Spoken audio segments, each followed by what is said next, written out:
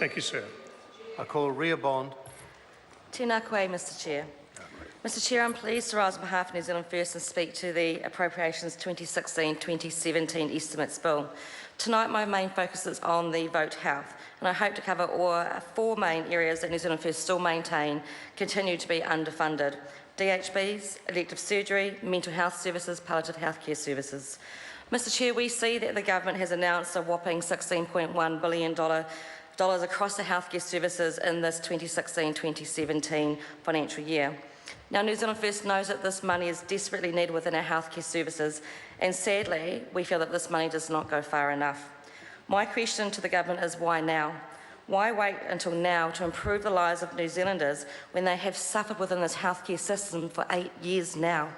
Minister Coleman said, this investment in Budget 2016 will help New Zealanders continue to access the healthcare they need. The new health strategy sets the direction for a more integrated and patient-centred system. We want more services delivered in the community with more prevention and more self-management, and that was quoted by Minister Coleman. New Zealand First questions why was this government's previous health strategy so out of touch with what New Zealanders needed.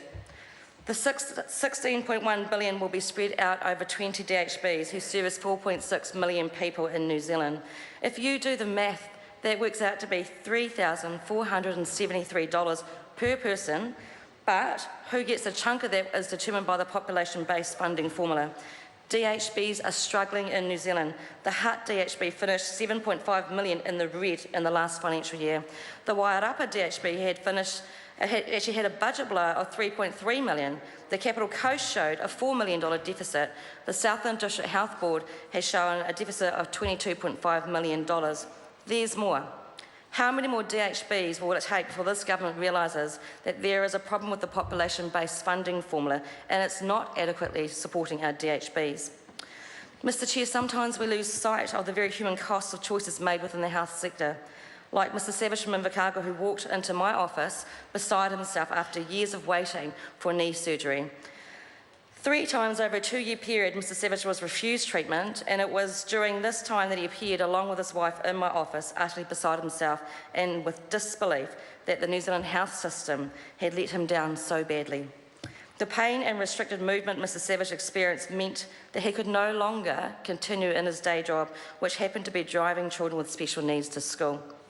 These are the great people in our communities we need a health system to support, so don't live a life of uncertainty. Just this week, I received news from Mr Savage that after a long 6 years, Mr Chair, his surgery has finally been approved, and thank goodness for that. But to be honest, Mr Chair, it should never have got to this point. $96 million for elective surgery will not be enough when so many New Zealanders have been kicked off the waiting list around this country. Perhaps now they will have an opportunity to try again. $96 million spread over 20 DHB, Mr Chair, will not nearly go far enough. $12 million for mental health is not enough. We do not want to see another tragic killing like Alec Fisher by his half-brother, a disturbed young man who slipped through a mental health system on the brink. We know that there are so many hard-working individuals inside of the mental health services doing an absolute best job that they can do, but the funding simply hasn't been there for them to manage the huge caseloads they face on a daily basis. In the case of Eric McIsaacs, all the warning signs were present. We heard through the media the mental health system disregarded the warnings about Eric's situation. The fact is, this is too much of a familiar story that we're seeing occur in New Zealand.